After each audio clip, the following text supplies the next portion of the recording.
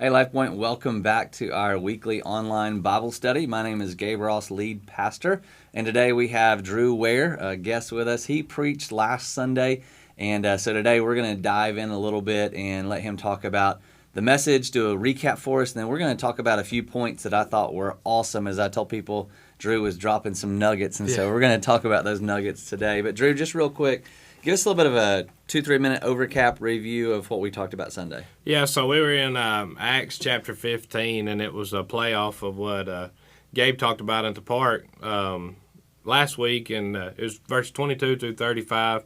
And just a little bit of context, Paul and Barnabas were on a missionary journey, one of their first, and they were hit with some opposition on who actually can receive the salvation. And so they took it to Jerusalem, and the overall verdict was that everybody, Jesus unifies us all by grace through faith. And so that message of unity was sent out through a letter back to Antioch, and they were all rejoicing, and they were all just overwhelmed in joy that they could all come together through Christ. And that second part of that unity was kind of the message for Sunday, and how we all need to be together, and that Jesus ultimately brings us together, and that love that we have for him brings us through the week. Yeah, that's awesome. And so you talked about unity and agreement. So the council comes together, the leaders of the church, and they debate, they discuss, and they dive into really what the Word of God says. Mm-hmm. You mentioned the Old Testament prophecies about Jesus coming to unite all men together. And so that idea, sometimes we think of leadership or organization as a bad thing, right? Mm-hmm. It's constricting or it's exclusive. But they had these men, this council that was there to dive into and provide oversight and care for the church, which then led to unity and agreement. And so talk about, just from your view, because you said Sunday, hey, I'm not a pastor. Yeah. You know, I'm a regular, everyday guy, but a disciple that loves Jesus. So from your perspective, what is that idea of unity and agreement? How important is that to you? Well, I think it's very important, because at the end of the day, we all need to be sending the same message. We all need to be representing Christ in the way that is true, the way that is biblical, and we don't want to have a bunch of different voices out there saying a whole lot of stuff when you don't know who's listening. And if we're all out there telling our own views, then you're confusing the whole group of people, and they don't know who to pick to who's right. Right, yeah. So you use the verse, Hebrews chapter 10, a famous passage, you know, this. Yeah. And at the beginning of that talks about holding fast to that confession, which kind of alludes to the confession they had about anybody having faith in Jesus could be saved. So that sense of gathering together, not neglecting being together, and this one phrase, stir up. Yeah. So what's important about being together for the sense of unity and agreement, and the idea of stirring up? What does that mean for us as we come together? Yeah, well, the idea of being together for unity is that you have that accountability. Regardless of if anybody's checking on you, you feel that conviction, or you feel that responsibility to be there weekly, or to be a part of, because everybody, you begin to make friends, you begin to make those connections, and people just expect you to be there. And when you do that, when you create those bonds, you open up the doors, or you create that relationship that people do want to stir you up. They want you to be your best. That be your best is overused today, but when you have that gospel, that unified relationship with each other that Christ allows us to have, you do have those people that want to stir you up, that want you to be living your best representation of Christ. Yeah, I had a conversation. We do elder interviews, so when anybody decides to join the church, an elder meets with them just to get to know them. We want leadership and our people to walk together, not distant behind a curtain type deal. And I was doing the conversation, the interview with this couple, and he said, I feel like you guys want everybody to be involved. I want everybody to be engaged, want everybody to serve. And he said that almost pushed me away, because I kind of wanted to come in, just do my thing and sit and consume a word used in the message. And he said, it almost pushed me away, but I realized that was what I needed, and that's what I love most. And so that idea of stirring up, for us as a church, we don't we don't want people to come and just sit. Now, there are seasons where people come and they need to heal. Yeah. They need to be fed, cared for. But one of the greatest things we can do as Christians is to step into that engagement, that interaction with other people, because we need that, right? We need to have that connection and that encouragement and that challenge. And so I love that you talked about that idea of stirring. Yeah, no, I think if you look at how Life Point's laid out, we have leadership to unite, to lead us in one direction. But after that leadership, after you and John and our eldership, we want everybody on the same playing field. Like, we don't want, hey, these people are responsible for this and David's responsible for this. We want everybody to be a part in the voice. We need the leadership for unity, for one direction, so we're not just running around aimlessly. But if you look at certain places, they don't have, like, they have, you sit here, you do this, but we want everyone involved in the church. We don't want just, hey, you do the worship, you do this. It's the whole church coming together. And I think that good. Is special. Here. That's good. And that's the second point that you made that I want to pull out was, Paul and Barnabas had been in Antioch. They were going to stay there for a year, so they left to go to Jerusalem a couple of times for different things. And so Antioch was that home base. It was the place where would be the sending place for the gospel and the message to the Gentiles.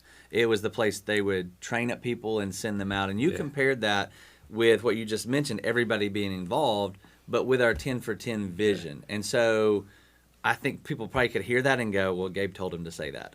But you that came from you. You decided to say that. What parallel did you see between that sending out from Antioch and the 10 for 10 idea? Well, I just think that Antioch kind of gets lost a little bit. And 10 for 10 Life Point is okay getting lost in that.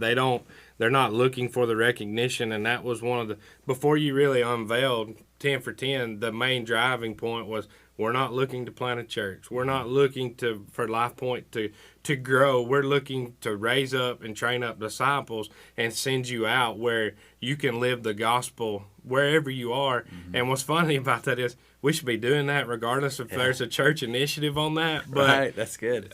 We want to be where we're called to be. We're called to be where our hands and feet are. And I think that's the parallel is that was Antioch. They just wanted to train you up, build your confidence, and send you out on faith. Yeah, that's good. And that's the 10 for 10 idea. Is we don't want to plant a church, but we want to plant the church. That's right. It's people going out into your community where you work, live, and play. And so I love that idea that Antioch is kind of in the background. Yeah. And what's in the forefront are the people being sent out. Paul and Barnabas and other people being sent out. And that's exactly what we want to do. And you used another phrase, too, that I think really is important there, because you can come into church and you can sit and consume. Yeah. I mean, it's the elder interview I had. It's easy. It's the default. That's what we want to do. Let me come in, sit, check everything out, make a few friends, and just be comfortable. But the Christian life's not supposed to be comfortable. That's right. It's supposed to be ever-changing, ever-growing. That's sanctification. But you said the gospel is not just only to be consumed, but also to be spread. And That's so right. connect those two if you can. Antioch, 10 for 10, and the gospel meant to be spread. How does that happen with just one person or with one group of leadership and not the whole church being involved, or is it impossible without the whole church being involved? Right. Well, I think if you look at Antioch, that was the consumption. If you look at Life Point, that's what we have to consume to be trained up, but you're doing yourself a disservice by just consuming that. And I look at my faith, and how I live outside of that is a byproduct of what God's doing in my heart. And you truly don't experience that love that He has until you're out sharing that. Yeah. And that's the sharing part of that. You're not experiencing salvation is amazing, and I'm thankful for that. Right. But the reward here on earth, that's an eternal reward, is salvation. The reward here is getting out and being able to spread that good news and spread what God's done in your life. And that's where the 10 for 10 comes in. But you want to have the togetherness. I don't think you can do it by yourself, because even though you are sharing the goodness that God has brought to your life, it's still hard. Yeah. And you still need those people beside you to say, hey, I know you're having a bad day today, but look what He did 3 weeks ago. Yeah. Look what He did last year. Look what He's doing in my life. You need that encouragement, and you need those people around you continually reminding you, because so many times we forget what God's done in our life just at the drop of a hat. Yeah. And you need that refresher. You need that gospel living around you all the time. That's good. That's good. Because Paul, who is on the missionary journey, writes that in a lot of his letters. Hey, send so-and-so, send this, bring a report back, because I need to be encouraged, need to be reminded of all that God has done. So that's really good. One more thing you talked about, this idea of putting in the work every day, getting a little bit stronger, exercising your faith, and you used a phrase, picking up your calf. That's right. Talk about that. It's just the same. If you didn't catch Sunday, is if you pick up a calf every day from the day it's born till it's a year old, you should be able to continually pick that calf up and put it over the fence. And that just shows you that I'm guilty of making things too big sometimes, making your faith too big, just stepping out on faith bigger than I can handle. And then obviously that's the enemy telling you that you're not good enough, that you cannot do it. But when you pick that calf up daily, you're incrementally getting stronger, because that calf didn't go from what it weighed on day one to day 365 overnight. It was a gradual change. And when you begin to do that daily, you get confidence in yourself because you're able to succeed. You're able to have those small victories. And when you live out your faith that way, when you step out on faith, you see it work. It's hard to see your faith work when you're not using it. Yeah. And that's the main thing behind that, is when you see it work and you see it carry you through, and it gets a little bit harder and you see it prevail, you begin to use it more and more and more. Yeah, that's the whole idea behind why we do church the way we do. Yeah.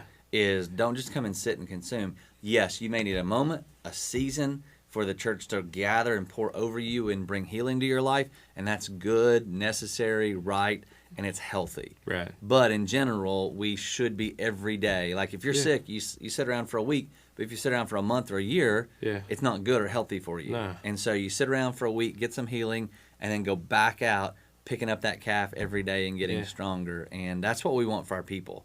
You know, that's that idea of discipleship at the core of who we are. And I love that you brought that out. That kind of let's keep doing it every day, working and growing. You may have some setbacks. You may have some days that are difficult, days you don't want to do it. Yeah. But keep showing up. Yeah, and then make it easier. Make it where you can succeed at first, because you don't want to set yourself up for failure. You don't want to say, okay, I'm going to read Old Testament in 60 days. We know you're not going to do that. You know, I mean, Leviticus is going to punch you in the mouth. Right. Make it where you can see those victories, and then challenge yourself once you know, hey, it's here. My faith's real. God's going to bring me through. Then start picking it up a little bit, you know. Yeah, and with the community idea, too. Yeah. That sense of other people being there to stir you up when you don't want to do it, or encourage you when you did do it. That helps walk that faith, and that life of faith. When you have that community, I think it allows you to make it known, hey, I want this in my life. You know, and if you don't have that, people don't know that they can stir you up. They don't know their boundaries. It's kind of like you get that new friend, you don't know his limits. When you have that community, when you have those people around you wanting the same things, they know they can kind of prod you along a little bit. Yeah. Jonathan Lehman has a great understanding or principle of membership and joining a church, because that has a bad connotation these days. He says you don't really become a member of a church because you're a member of the body, but what you're doing is choosing to submit to the church. Right. So you're choosing a body of people that says, I'm submitting to your oversight in my life, your care in my life, your encouragement in my life. And that's really what we try to push too, is because if we're really going to be disciples to grow, there are days we can't do it by ourselves. Right. And we need to say, I've given you permission to lovingly call me out or lovingly pick me up and say, let's go. Yeah, that's right. And that's a beautiful thing of having the body together. Yeah, awesome. Well, thanks so much for joining us today. We hope you join us back on campus this Sunday. We'll continue in the book of Acts. I'm going to talk about a couple of different guys who are doing this very thing, who are encouraging others, who are showing up every day, growing in their faith incrementally, and doing this together. And so I hope you guys join us 9 and 10:45 this Sunday. Have a great rest of your week, and we'll see you back next time.